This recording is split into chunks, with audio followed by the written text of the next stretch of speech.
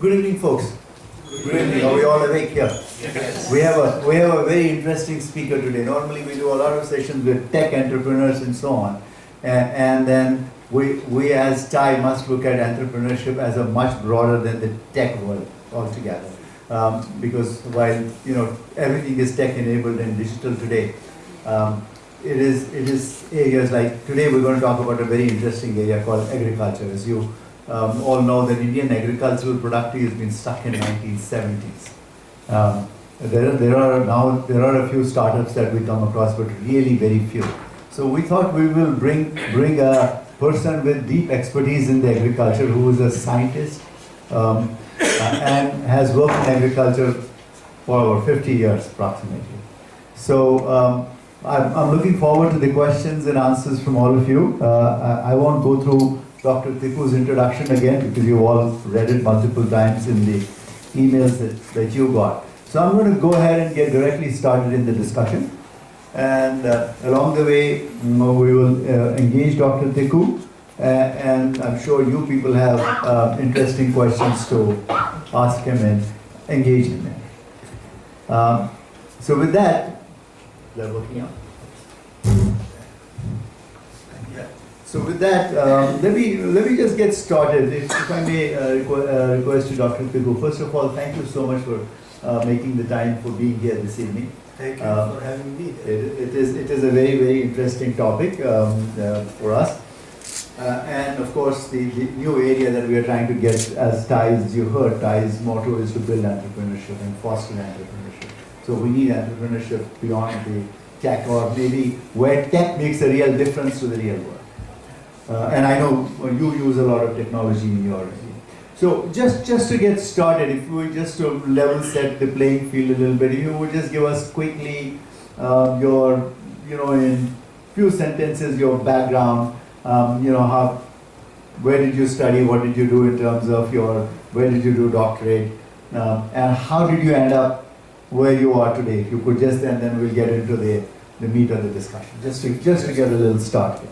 Well, thanks again for this opportunity. I think my life started that I was born in Delhi, and so the life started by my family being evacuated to Delhi in the 1947.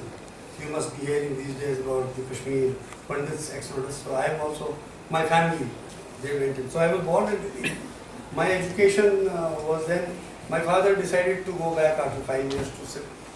So my education started in Srinagar and then Jammu, then went on to Delhi, and my father kept moving from one place to the other. But my graduation from Jammu Science College and my post-graduation in the postgraduate department of botany and Surinder. But cytogenetics and plants basically was my area. But there's an interesting thing that in between, my father wanted me to be a doctor, but being a Kashmiri Pandit, couldn't manage to get into the quota system that was. We were blocked by a quota if I don't make that. So anyway, that's part of the system. So I chose to go into plant sciences, and so I did my post-graduation in botany with cytology and genetics. I don't know how many of you even know what genetics and plant breeding means. Anybody? Agriculture? Somebody? No. So, sorry? Not from an agriculture background, but have an interest. But yeah. So I do read a lot. So genetics, basically plant breeding, I will say in one sentence, we basically hasten evolution of traits in plants. So plants that were there 50 years, today they are much more resilient to the diseases that the farmers face in the field. So we try to make them better. So I did my PhD in service later on when I joined ICR. And of course I also went through what's called ARS, Agricultural Research Service, which is like the IAS in agricultural research, same grades. And we went through that plant breeding course, and I had a 3rd rank in that. So that is my professional state, and I started my career in 1969, was my first paid job with the CSIR as a research fellow, and then went into ICR, and I spent 20 years in ICR, and at 20 years, Pioneer, DuPont Pioneer, you must be knowing, was the biggest seed company in the world. They asked me to join them. So I joined them as head of their research in 1988, leaving the government job which very few people do at that time. In fact, I was mad. So that's how I went to the private sector. I think that covers my No, initial- that's great. So with that kind of level setting, giving you Dr. Tikoo's background, what I'd like to do with a few questions that I have, talk about a few things about entrepreneurship, learnings from entrepreneurship, learning from Dr. Tikoo's life, and then we will take the discussion to a broader level about opportunities in the agriculture, what can new startups do, and so on. Is that okay with all of you? Yes. Great. So, Dr. Tikoo, very interesting. You're a very young entrepreneur. Yes. You started entrepreneurship at the young age of 64. Yes, I am still young. Absolutely. Now, so tell me, at 64, many of us are thinking about grandkids. We're thinking about, taking it easy, putting our feet up, reading the newspaper, going for a walk with our spouse, or traveling for leisure. Very few of us are thinking about getting into something new as an entrepreneur. So tell me, what motivates you as an entrepreneur? What motivates you to be an entrepreneur at that age? Was it a passion that you wanted to be? Was it a social cause you felt you were really, wanted to do something for agriculture? Was it just, hey, maybe if this thing makes big, we can get one last big financial check in the account and then I'll put my feet up? What drives somebody at 64 to become an entrepreneur? No, first of all, there are plenty of examples of people having started post 60s. I think biggest famous one, KFC. I think he started at 65. You all must know it. I think for me there were two basic reasons why I did at 64. Because 60 I had already retired. Then I got the offer from Advanta to head their global vegetable research. Advanta is a UPL company. It's one of the top 5 now. 5th company in the crop protection seed base in the world. So that kind of was a very good opportunity to kind of help them set up a research and development organization for vegetables. I am a tomato and okra breeder personally. I have bred market leading products in those two crops. Anyway, so two reasons. One reason was that I think if you retire, you are basically inviting Lord Almighty that, okay, my time is done, please take me. So sooner or later you will go. I have seen many of my seniors going away within 5 years of retirement because they lost that aura, the power that they had, and then they didn't know what to do. So that was one that I don't want to kind of just die down. The second is I think we are plant breeders. Plant breeders have a passion to create. What we do is we always create something new. We design something, and to see it happen in the next 4 or 5 years and seeing something new helps us to keep motivated. It's, I tell you, more heady than a single model. So those are the two things that kept me motivated. Of course, socially it is relevant because we are doing something for the small. So I have to ask you a relevant question, because a lot of young entrepreneurs, when we talk to younger entrepreneurs, we tell them, you heard about the nurture program we ran for 9 months. Yeah. We tell young entrepreneurs that your support system, your family is very important part of your support system. When you're becoming an entrepreneur, you'll have crazy days. You'll have, some of you, Darshan talked about two of his ventures not having succeeded, and the third one succeeded. So you need a very strong support system, and your family becomes very important. How did your family react when you said at 64, "Oh, I'm not going to hang up my boots and travel. I'm going to be a entrepreneur and perhaps risk some of your retirement money in a venture"? We did that, but I think I have to be considering myself lucky to have a wife who supported because when I was heading these global teams, so I was traveling almost 50 to 60% of my time globally. I have visited more than 45 countries till date. My job, no vacations, of course, sometimes that happens. So she was used to my travel, but one thing is, weekends I was always home. It was never more than 5 days, and so we that was one thing. And then my children got settled by the time I was 64. My son is in Australia and my daughter is working for a good company. She's in the digital marketing space. So that wasn't a problem. Yes, I had an opportunity to go to Hyderabad actually because our company is based in Hyderabad. But then I told my partners I will work out of Pune. Since that was acceptable, So my weekends are free and I work on 5 days a week. For the last 40 years, it has been like that. So support, of course, without their support, it won't happen. So, but I'm sure you do work on, no entrepreneur relaxes on Saturdays and Sundays, so I'm sure you're still working on Saturdays. Computers, yes. Computers sometimes, yes. Okay. So you decided to, perhaps risk your time, risk some money in the venture. And, again, there are different kind of entrepreneurs from your risk profile. One of the other things we tell entrepreneurs, what's your risk profile? Make sure you validate your risk profile. In fact, my own son wanted to become an entrepreneur, and first thing I told him, go for a psychometric testing. Just, because also it tells you about yourself. A lot of it tells you about what your strengths and weaknesses are. And he did eventually become an entrepreneur without psychometric testing, and he worked on that for 2 years, didn't work out. Is currently doing a job. I'm sure he'll one of the days think about doing something again. What's your own risk profile? I think I have.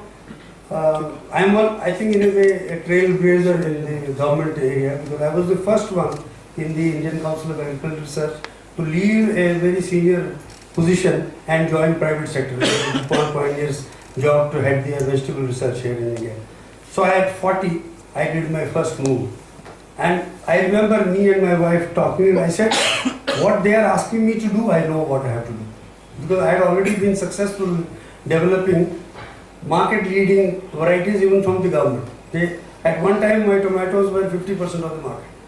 So I knew what my job. And I am not a gold medalist anywhere, but I know what I have my expertise in. So that confidence was there that I will not fail. If I have not failed in 20 years in the government, why I should have failed? Because they are asking me to do work in my area. So I would say bold and major, calculated, risk taker. Okay. Yeah. And of course, I am reminded of one thing I want to mention. I recently heard Arnold Schwarzenegger. My wife calls him Schwarzenegger. Okay. So he said recently, I hate plan B. I think, I thought, I never had this in my mind, but I never had a plan that I'll come back, and I left government job. I did not do voluntary resignation. I just resigned my job. So I don't get my pension, which many of the people get. But 5 years down the line, as I succeeded in the private sector, there was a pipeline. 2 of my best friends even joined me in the same company, and then it has been a continuous process since then. I was the first one, so I think that has been. So no need for a plan B. No. I mean, even when we started our job, there was no plan B. We have to do this. It took us 6 years to get our first money, but we were confident that we will get the support to do what we want. Okay. That is phenomenal. I remember talking to one of the startups that I'm advising. And I was the founders are right now figuring out their way forward. And one of them asked me, "Oh well, we have a plan B." I said, "Hold on, throw your plan B out of the window." I said, "Just throw your. This is a company in Delhi. They are in the food space." And I said, "You guys don't have to look at the market because the market is huge. You're so tiny. The food market in India is so big, and you guys are so bright. The plan B will take care of itself if this didn't work out." Would you agree with that? Yeah. So just don't even think about plan B. Plan B means that मैं बाद में ये कर लूँगा अगर कुछ हुआ. So then I think you are already having a mindset that something else will happen. Then Right. you start not focusing 100% on what you have planned to do. Right. Yeah. Yeah, and yes, so absolutely right. So would you, for the sake of the audience, just give us an idea about where is Tierra Seed Science currently? You started in 2012. It's 2020 now. It's 8 years. What's been the progress in the 8 years? How much revenue is it profitable, and so on? January 2nd, we did 8 years of our company. I think one of the reasons why we started this was we are 3 partners of 3 different streams that are needed for running a company like ours. My partner is an IIT Kharagpur PhD in biotechnology. I am a PhD in plant breeding. And the third guy is a master's in entomology but a MBA in business. So we have a business who will take care of how to run the company and we too take care of the research. The idea was that in this space, there are not many Indian, totally 100% Indian seed companies running on a research base. They do more like trading, licensing from others and do that, but they don't spend. Normally, if you see the MNC, they spend 11 to 12% of their revenue on R&D, and in India, it's generally 2 to 4%, not more than that. So I think we knew that there is a gap if we have the patience to. So we decided on the pain points that the farmers are facing, and based on that, we started our startup. That was the question. Was there anything else? Yeah. So in terms of what is the yeah. status of the venture today? How much revenue are you already for first 2 profitable? years, basically it was our money. As I said, no plan B, and if it had gone, we would have started rethinking on getting jobs. So there was nothing else because I didn't have a lot of money to. So we spent, in 2 years we were able to get an investor who accepted that this is something different than what is normal. We did not sell anything for nearly 6 years. A few things here and there, but nothing really for 6 years. And by then we were able to get, it is public knowledge, we were able to buy 2 businesses.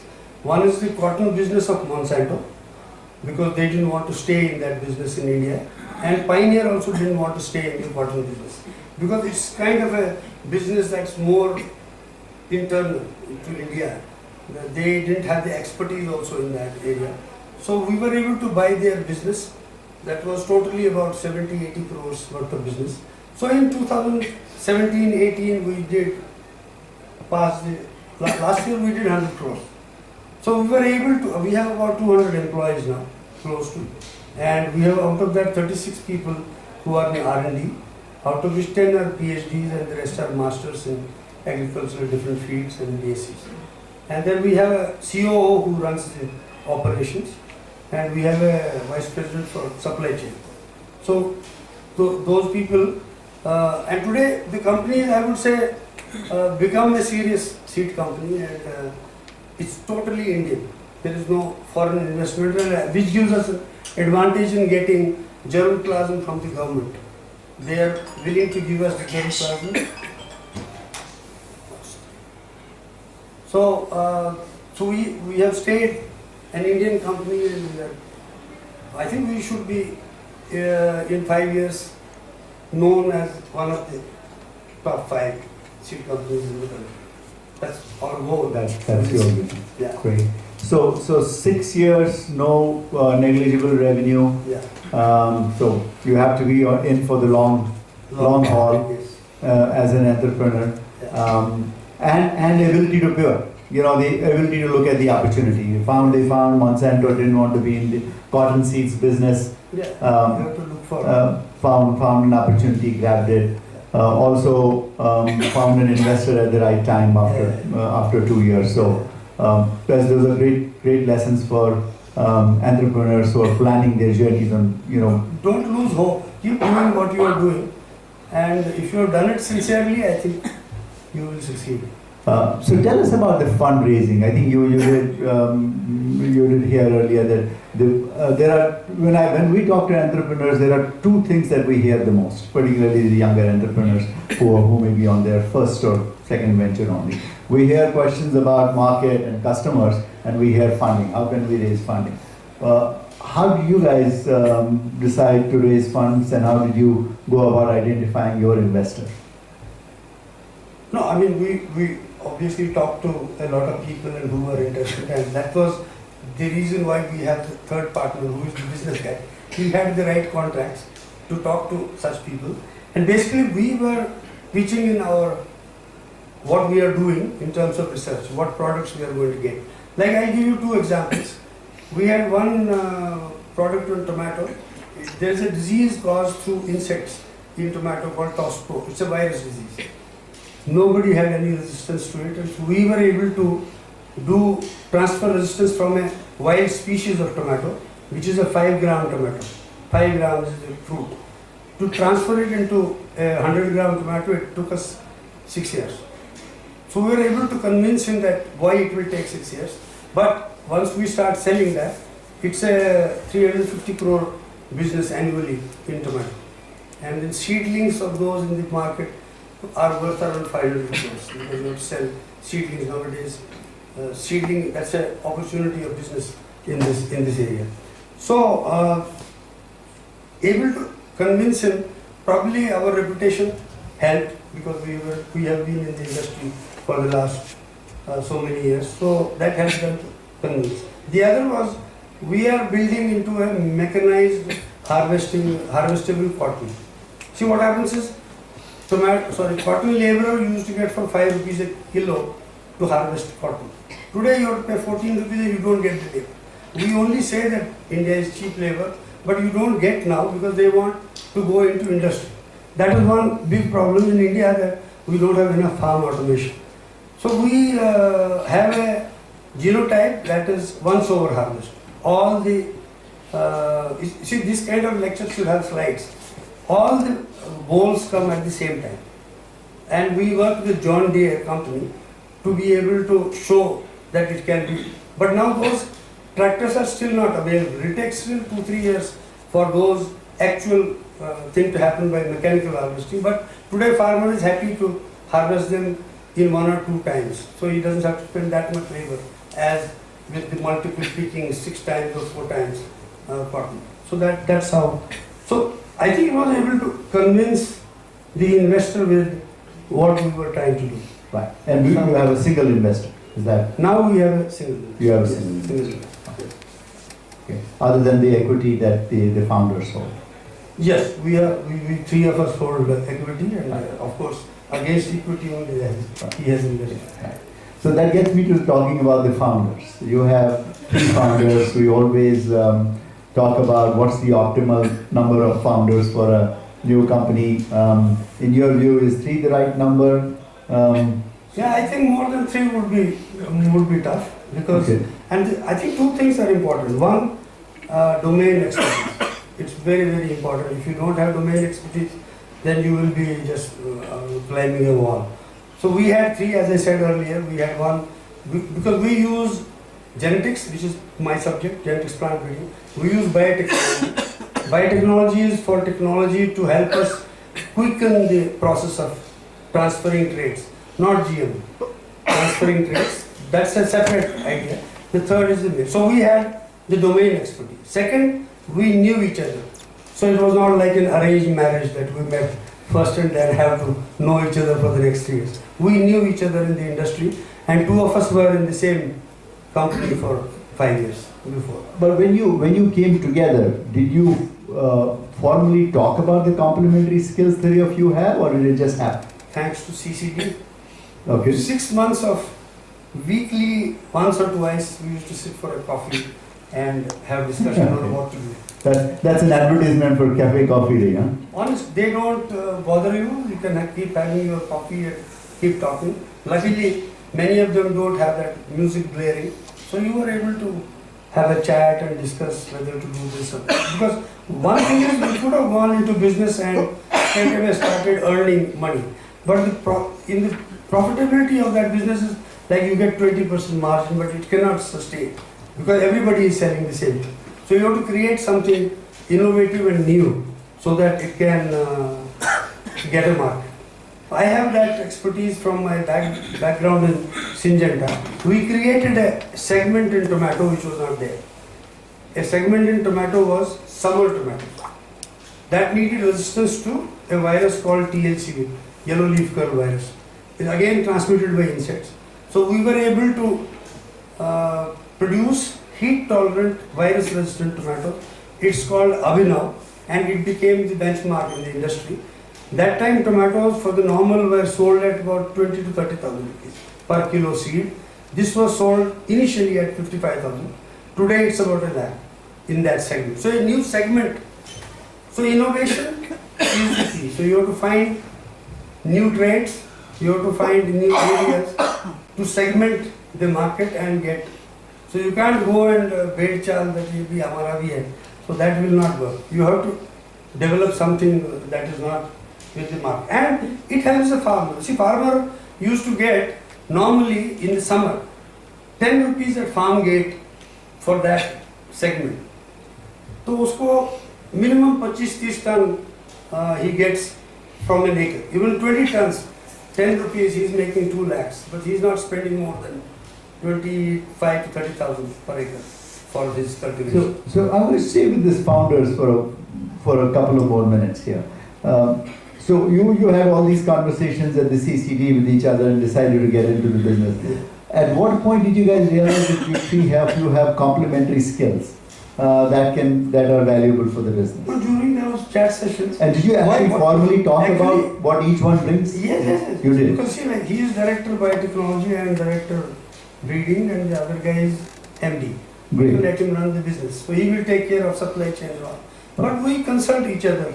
Okay. We meet every month once at least. We have a review session on what happened and what did not happen. So let's now talk about once you started the venture, the dynamics between the founders.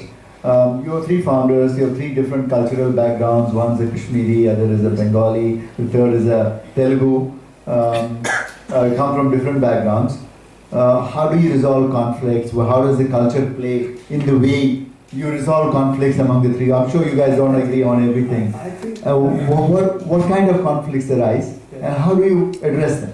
two things. Two things is that because we have a different domain expertise, so we have to trust what I am saying and the other guy is saying. Otherwise, if the other guy says no, aisa karenge, so you will not end up. So they have to trust each other. And if there is whether to go into this direction or that, we have to discuss and thrash it out. Trust is first of all most important. If you are a partner, you have to trust that the guy is not going to cheat me, because that happens in many partnerships and then they break away. That has not happened. Luckily, we have survived for 8 years.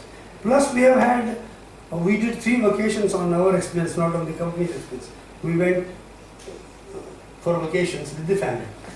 So we had a kind of bonding session on.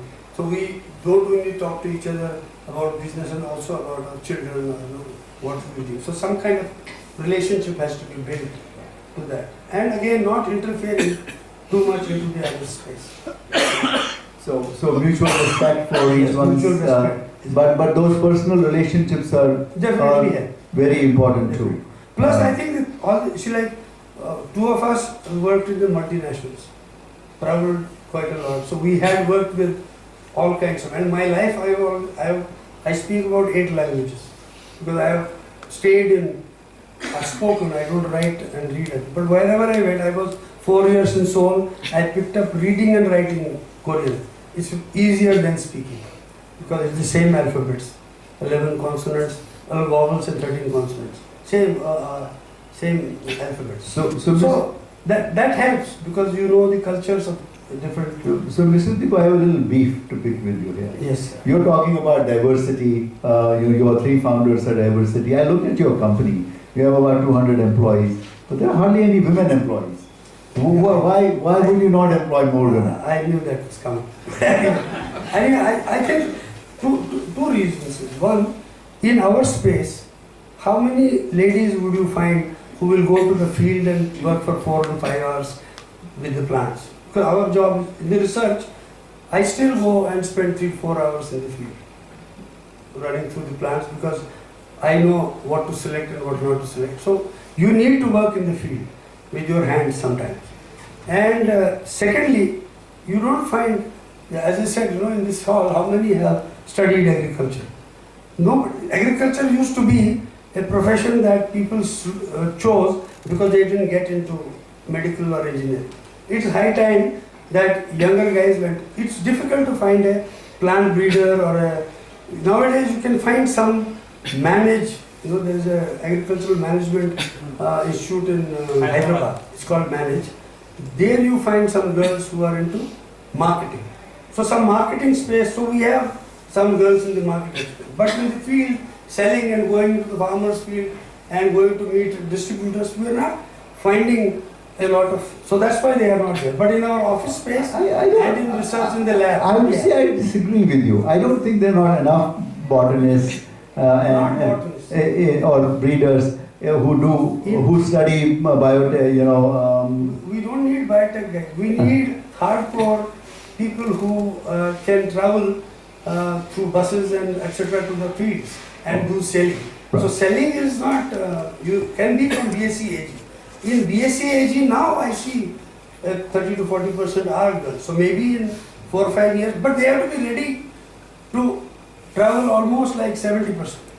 They cannot go every day home because they have to go to this village, meet the distributor on the sales side. Seed production side, you have to be able to go and produce seed by teaching the farmer on how to get that, because we get contract seed production through the farmers.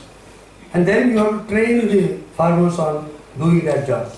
So I think not enough are available.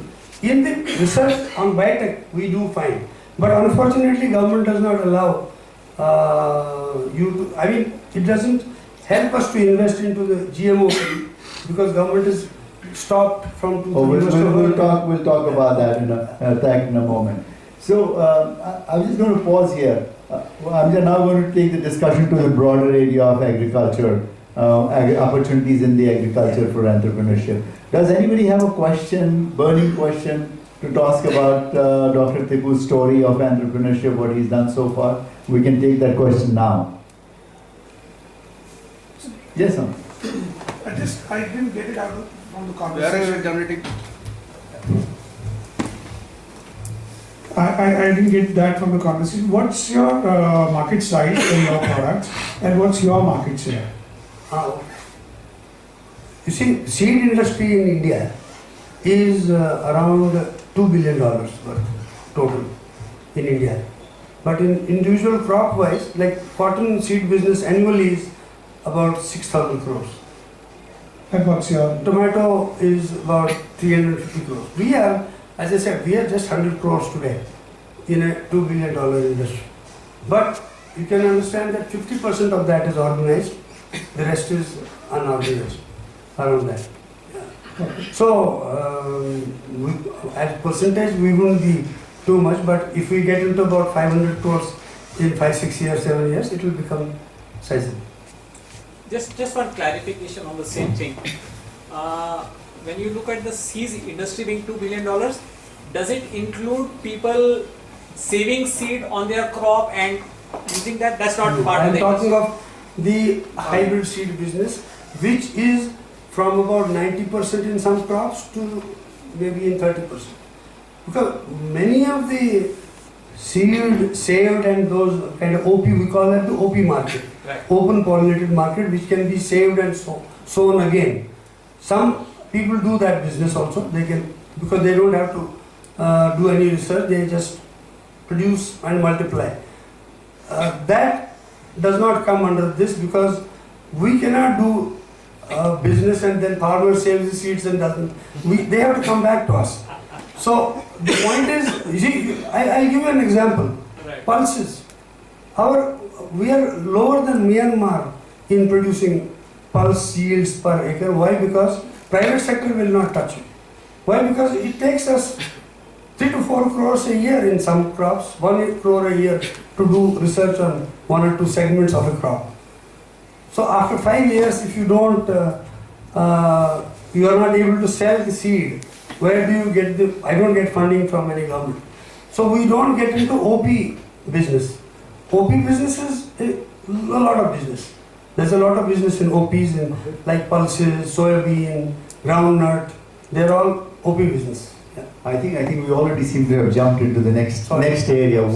We were trying to see if there were any lessons, anyone wanted to ask a question about Mr. Dr. Tikoo's entrepreneurial life so far. So, but let's talk. These are relevant questions. I know all of you are interested. So I'm just going to start off by asking you about the foreign partnerships. Now, you're talking about the Indian industry and the foreign partnership. I noticed that even on Tierra Seed Science, you have over the years, last 6 years, I could count Academy of Sciences in China, biotechnology, Iden Biotechnology in Spain, company in Taiwan, Asian Vegetable and Development Center, International Maize and Wheat Improvement Center in Mexico, CQID in Canada, Israeli company, Phenome Networks.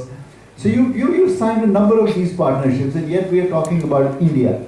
So if we're looking at the opportunities for entrepreneurs, what is the role these partnerships play in why were you signing these partnerships? Yeah. What do they do for you? Number one thing is that they are not partners. They are collaborators on projects, different projects. Okay. Like Asian Vegetable is now called World Vegetable Center. It's in Taiwan. It's like an international institute. You might have heard of IRI in Manila or ICRISAT in Hyderabad, many of you. This is the Vegetable International Center. This is the place where I can go and ask for tomatoes.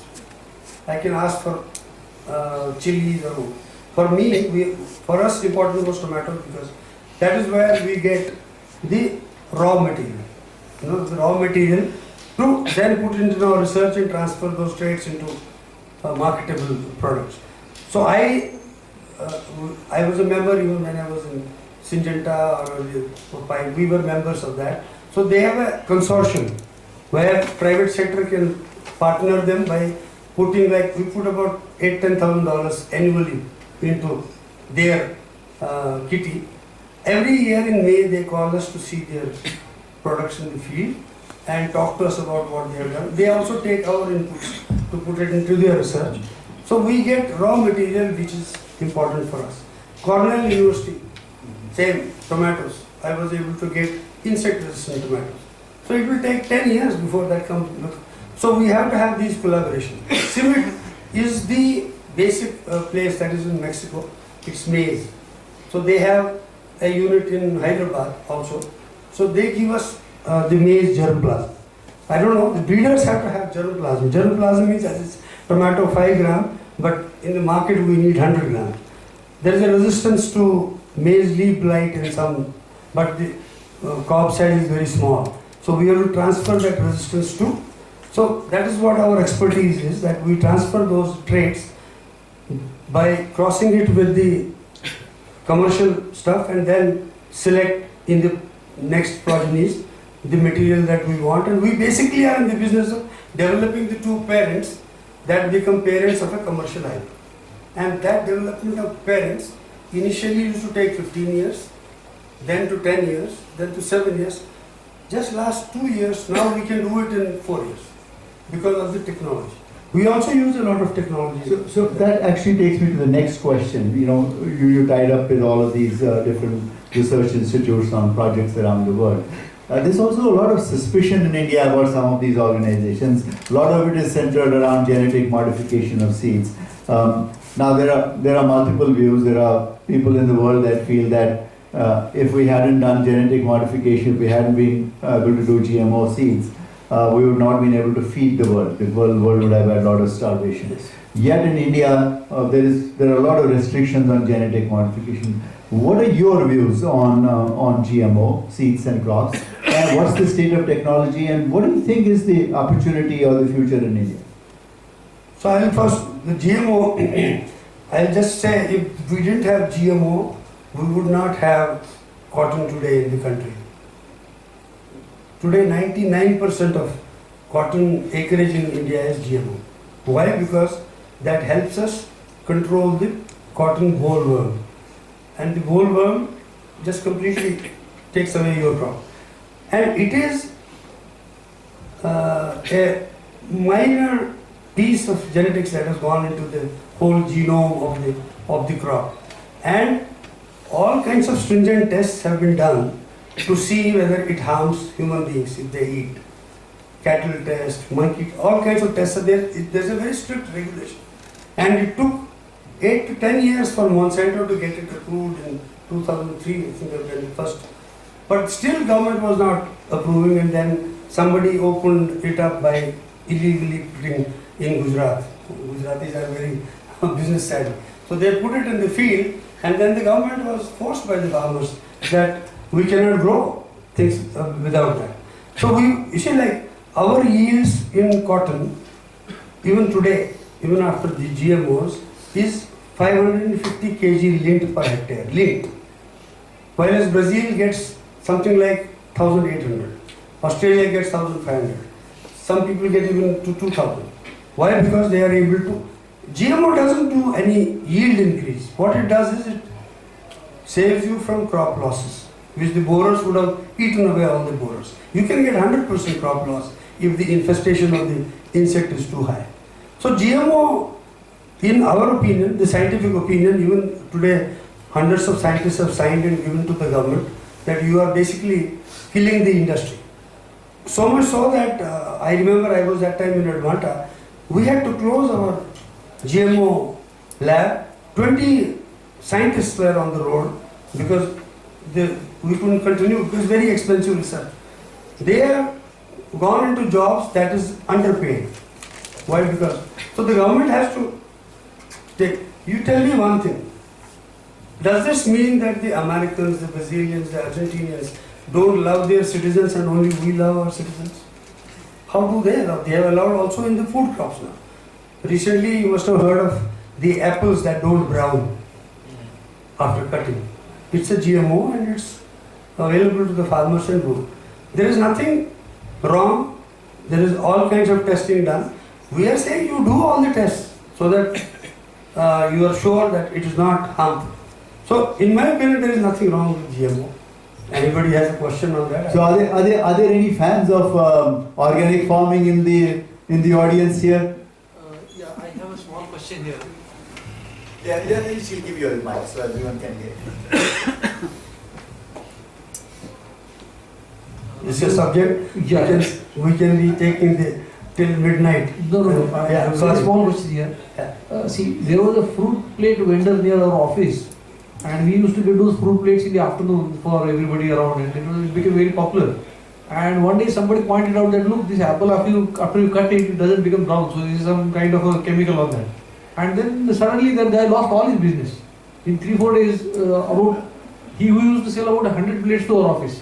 Where is this? This is on Mani Road. So we would like to have your informed opinion about what. Number one. Yeah. There is no GMO available in Indian market in food crops. Okay. It's only in cotton that is allowed. The rest is not allowed. And what you are saying is how long was that in the plate?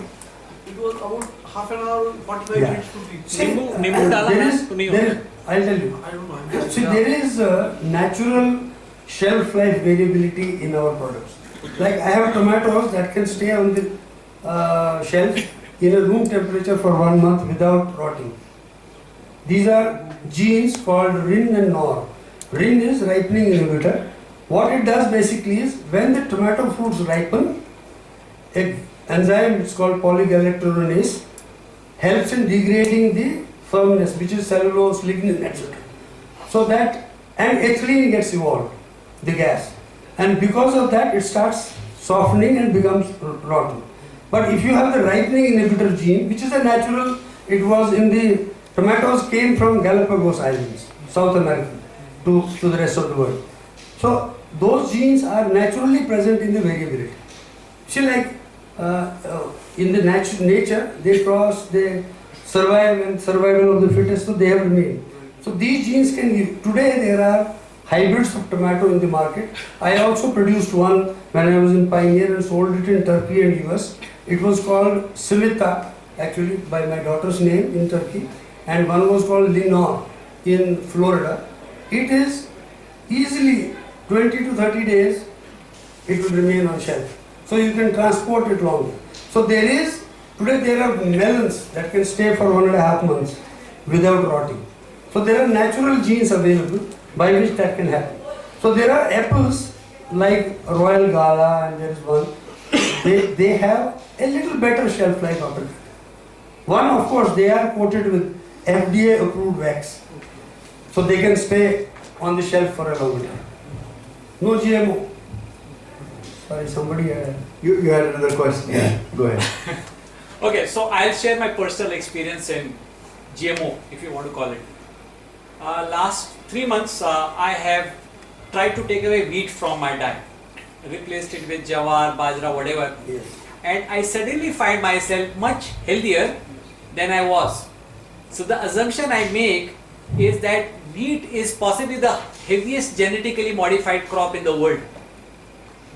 You know, No, whereas no. jawar, bajra are probably the least.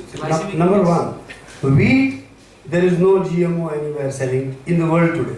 You call it by whatever No, name no. you want to, What hybridization. what has been done in wheat is we have done through crossbreeding, developed those dwarf wheats that can give you more yield and at lesser time. Otherwise, earlier the wheats were about this tall and they used to fall by the time, so the farmer used to lose. That is how green revolution started. But what you are having is an allergy to gluten. I have no allergies. Then why is your stomach full? This has become better. I am telling you a Yeah, fact. because no, because No, no, for the rest of the people in the room, try it. Wait a second. Don't take my word for it. What, no. I agree with you. Millets, our millets, sorghum, etc., are much more easier digestible than wheat. That is true. But don't tell me that we were not eating wheat. In Punjab, we ate wheat before the Green Revolution also, right? But some people don't get it. That is the natural variability. Churchill lived up to 88 years and smoked a cigar whole day. But nothing happened to him, but other guys died earlier. So there is, you see, that's how breeding we do. If there is no So now- diversity. Now we don't want to get human physiology involved in the Yeah. discussion. In as much as we may all believe we are doctors, but I doubt if any of us are medical doctors here. So let's move on. What about I talked about the agricultural productivity in India, and you referred to some of the numbers. Why is the agricultural productivity so low in India? What opportunities do we as entrepreneurs have to help in the area of agriculture?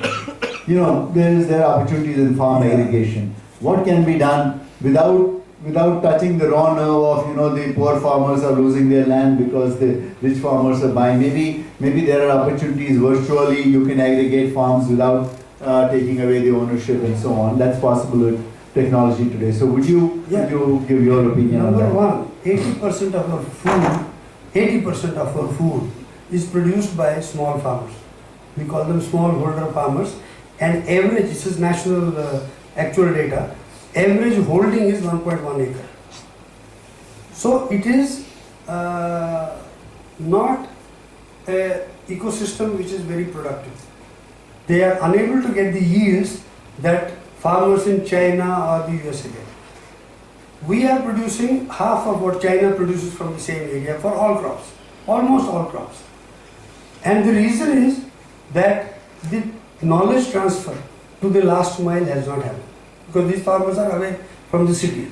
So, giving you an example, there are crops where some knowledgeable farmers take the same yield as an American farmer is taking.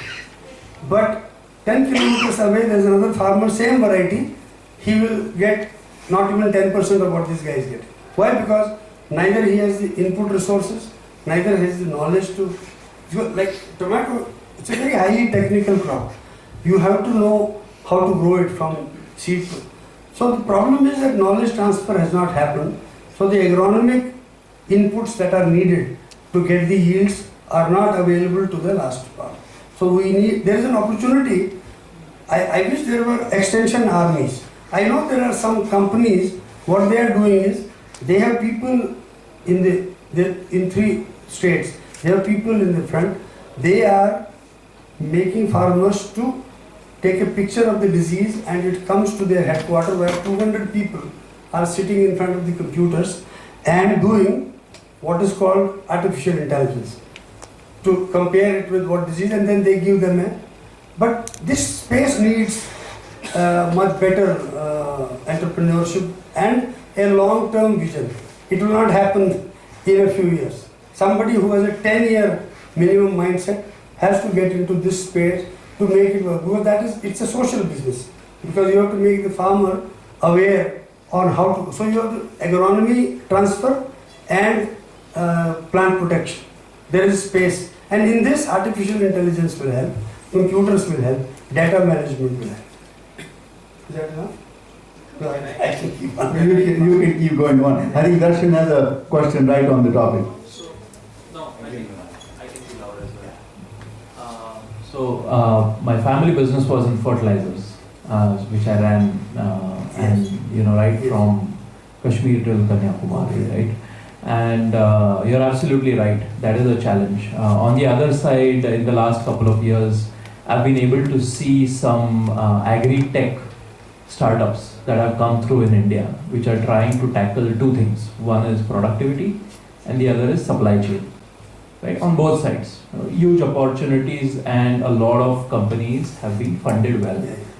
But on the other side, awareness is one part. Geo itself has also got a huge focus in agriculture, which should help on awareness level. My question is, every country has its own difference. I was in Israel last year, and it's known for its productivity, right?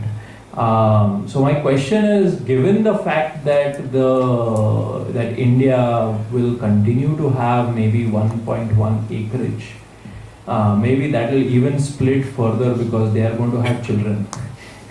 Right? That's what's happening. Right. Exactly. So, what is a solution for a problem that is very Indian in nature with this behavior? And contract farming is one, right? And large companies coming in. Second is services-based approach, saying this is a company which will help you increase your yield and take the production as well. Right. So have you seen any examples where, given the situation that is there today, rather than asking them to change, which is difficult, what other solutions might have you seen in the market? So I'll give you a couple of examples. Tata's had a program on pulses. They have a name to it, I forget the name. So they contracted with the farmers to grow the pulse variety. They also had agronomy output to them, small farmers, and they promised them a minimum support price to buy. So they picked up the pulses from their gate and they took care of whatever the price. Even if the price falls or goes up, it is their concern. So last year we had I was telling we are doing this annual symposium under what's called 5F farming. Just last year in Aurangabad, this year in Dharwad University, Agriculture University. So we were talking about, they said that they had reached 250,000 farmers and they are exponentially increasing. There is another company called East West Seeds, it's in the vegetable space. What they do is they are having these young agricultural people, say graduates, they hire them as technology developers. They go to the farmers in the Odisha, in the tribal areas, and they have put demonstration plots in each place where these guys help them to choose the variety. It doesn't have to be east-west. They are saying in future, they have a future that tomorrow if our variety is better, they will. From seed to cultivation to training them how to do it, they have also reached about 150,000 farmers in the last 2 years. So I think this is one mode by which you have to reach the farmer to get them. They have shown that they have increased their yield by double. Some people like my friend Vasant Kumar in Mysore, he is a Rajotsava awardee from Karnataka. What he does, he has taken a tribal area about 20-30 kilometers from Mysore. That tribal area grows chrysanthemum. He only showed them how to grow it better, how to take care of and now you should see those fields. It comes in many papers, etc. So we need to reach them and teach them to do better. The second is, you said contract farming. It's that cooperative farming we were talking. I think it can be done today. A lot of agricultural graduates, if they can be trained to handle a district from planning to marketing, they are called FPOs today. There are some farmer produce organizations. Younger guys are helping them to not only choose the variety and also link them with the market. And I think with these retail like Reliance and Star Market, I remember 5 years back, I wouldn't pick up anything from their store because it was so badly packed and it was bad quality.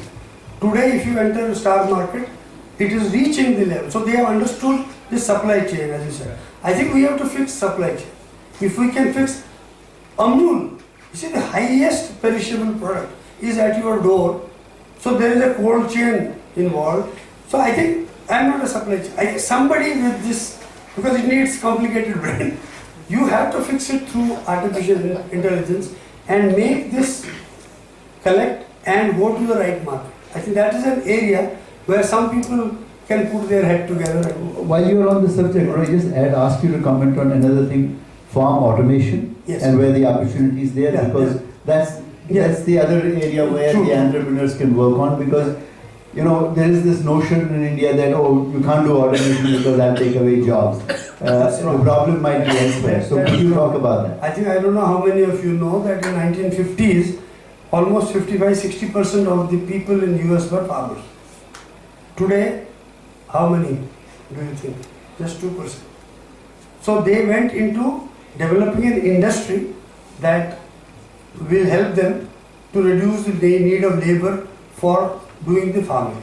But skilled labor went into the industry that is supporting this whole infrastructure. Because you have to produce tractors and the equipment that goes for ridging, furrowing, irrigation, drip irrigation, all that stuff has to happen. So why not in India? So I don't think, so the other thing is, today the younger guys, they do BSc, they are looking for a job. They don't want to go to help their father to do better. Why? Because he doesn't want to do this, in Kannada we call Sanki Kalsa. Not like this powder work or spade work to do earthing up and then do all that work. They don't want to do it. So we need to bring farm automation, but not bring the US farm automation here. They need, like I have a friend in Wisconsin, Milwaukee, Wisconsin. He has a 1500 hectare corn farm. You know how many people run that farm? 3 people. He, his son and his friend. They have $1 million tractor. He does the plowing while sitting in his room by a GPS. The plowing is done, they give the parameters of length and breadth, but those farms are big. So, but we cannot uproot that and bring it here, so we need to bring, how do we make equipment for small farms? This is another big opportunity. How do we bring small equipment for a small farmer to run with solar energy or with whatever? So that's a very, very important area. Then there are many. I have a list of. I thought it would come up, so I made a few lists. We will do that last.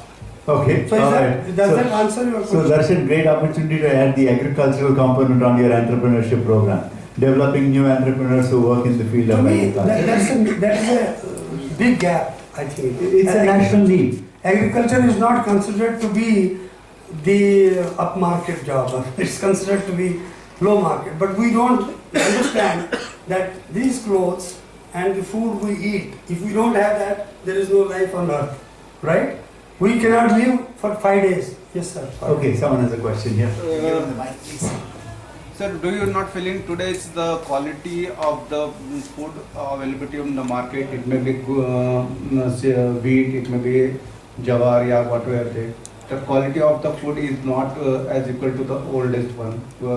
Now, my grandfather is telling that without any medicine, we was living up to 80 years or 90 years. Nowadays, farmers are using more pesticides, and that's why the life is getting in danger like that. Again, two answers. One, this farmer using more pesticide is not a problem of the varieties that are in the market. They see a disease and they go to the distributor, and the distributor is basically plying his trade, and he gives them, I think they just give them, just something to, dal de, theek ho jaye, nahi hai, dusre din. I have seen in brinjal, there is a borer attack. People have in Bengal 80 sprays, and then you are eating that brinjal. 80 insecticidal sprays to control that borer. Whereas we have the GMO ready in 2009, which Jairam Ramesh stopped because of the NGOs like Vandana Shiva and all. We don't need those guys. We have technology available, so we don't need pesticides. So the other thing is, I know that there are a lot of our old ancient some varieties with better taste, like better. So what see in the last 50 years, first thing was to produce enough food to reach the market, right? The percentage of drop in the is not more than a 0.5% here or 0.5% there. But to put them and get those, see, generally what happens is, if you have better quality, your, like if you want more sugars in something, your yield, dry matter will go down. Sorry, dry matter will go up, but per se yield will go down. It's a negative correlation. So first, now we have fixed, I think today, we have fixed we have enough food. What we have to do is two things. Bring our old whatever variability into the better varieties, and second, we have to increase their yield, better agronomy. We have to make them better farmers. They cannot use the same farming style today because diseases change, everything changes. So earlier monocropping was not there. There is monocropping. So when there is only one monocrop, so you get the disease and it will affect everybody. So it's something that we need to fix. It's not fixed as yet. After we close this session, I'm going to request Dr. Tikoo to spend a few extra minutes. Some one of you may have raised hands and had an opportunity to ask a question. Right. But for the general audience, I'm committed to close at 8:30. So I do want to get to the closing part of the session. Just a quick question, one line each, sir.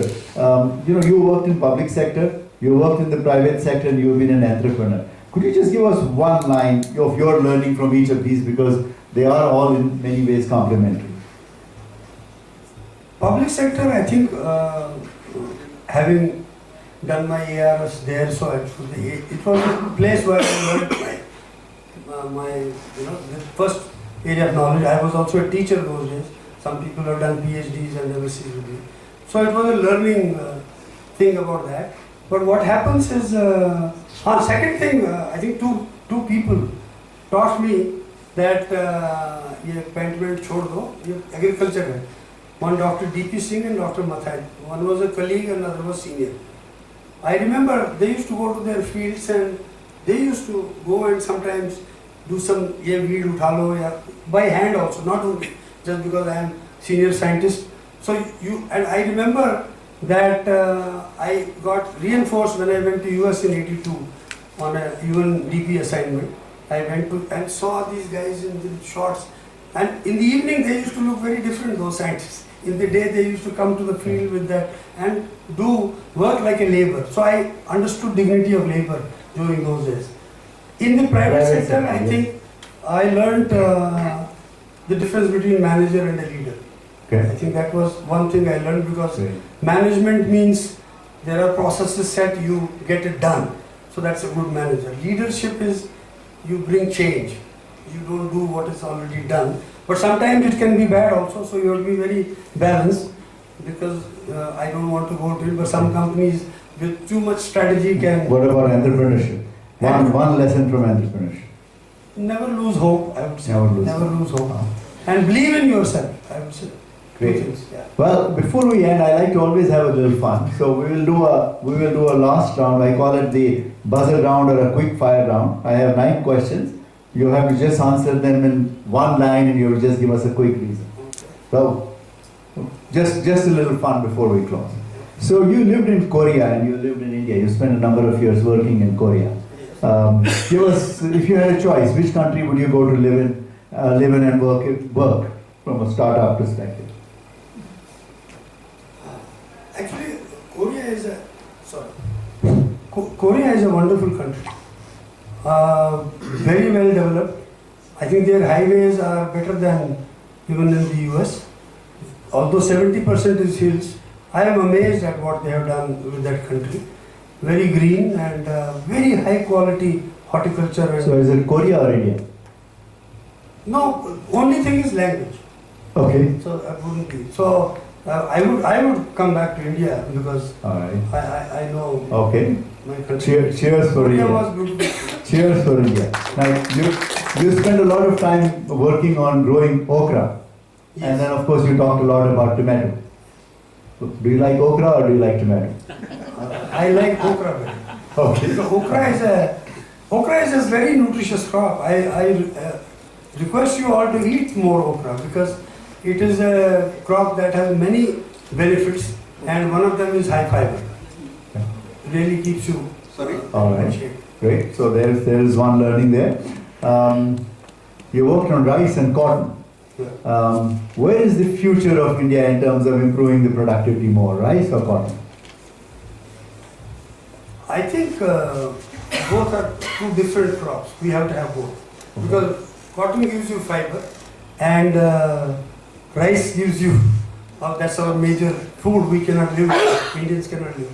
I think we have to do both. I can't choose one or the other. All right. All right, got to do both. Now, this one might show my ignorance, but perhaps you will educate me. Corn or maize? Same name. Two Okay, names for good. the All same, right. same. So you did. Now, why do we have two names? That was my question. I think the American name is called. Okay. But I think maize is the original name. All right. Zea maize is the botanical name of maize. Zea maize, M-A-Y-S. Okay. So maize must have come from there. Again, South America. All right. You are a PhD in cytogenetics or a master's in cytogenetics. In plant breeding. Okay. Now, what is cytogenetics or molecular genetics? Okay. Which one do you like and why? Molecular breeding. Okay. I like it better. Why? Why? Because that allows, I was telling you, that we are able to do things quicker. Molecular breeding helps us to identify trait-linked markers. Like there is a trait for fusarium wilt resistance in tomato. There is a marker and we know which chromosome it is on. Or a nematode resistance gene, it is on chromosome 6. So if there is a marker, I can raise the transplants, I take the leaf tissue, go to the lab, it tells me which plant has that gene and which doesn't. So I can remove 75% of the plants and not, so it makes us more efficient and it makes us faster. I can do 3 generations a year by not even knowing whether it is registered or not in the field. Yeah. I know it by the marker. Great. So Thank you. molecular breeding is the future other than GMO, molecular breeding. Okay. And Related that's an question. opportunity also. That's an related question. Hybrids or genetically modified seeds? Which one? No. Again, the hybrids for certain, in certain crops, you Okay. cannot do without hybrids. But for certain diseases and pests that you face, you may not get it through the normal genomic methods, the normal molecular breeding. You need to have GM. That's the only way because native, there are plants that are resistant to insects. Transferring that might take 20 years. But when the technology is available and is safe, I would say GMO where it is needed. Everything does not. That's another mistake that some people do. चलो इसको भी डाल देते हैं because they get an idea आज higher sugar बना देते हैं. That's not needed. It has to be what do you call horses for courses? Is that the yeah.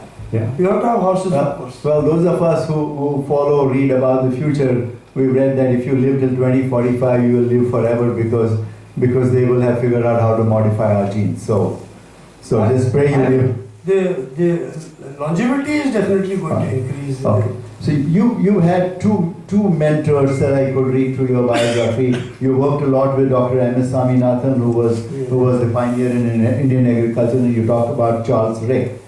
Yes. Pick one. Yes, yes. Pick one. Well, Dr. Swaminathan basically put me into plant breeding. I was looking for a change from Surinder. I wasn't happy with the cytogenetics you asked, only doing chromosome work through the microscope. So somebody put me onto Dr. Swaminathan with a letter. So I went to him in his office and I said, I want to transfer my fellowship to Delhi. He said, yeah, why not? So I had a CSIR fellowship. He helped me go into the genetics division and put me with a scientist who was on mutation breeding. So, and then he used to come to that lab till he was director of IRI. And his memory is sharp. Even today, if I meet him, he will say, Tikoo, kahan ho? Yeah, what are you doing now? So he knew everybody by name if he met them once or twice. And of course, he was an inspiration for everybody who is in breeding. Charlie Rick I learned my tomato by reading his papers.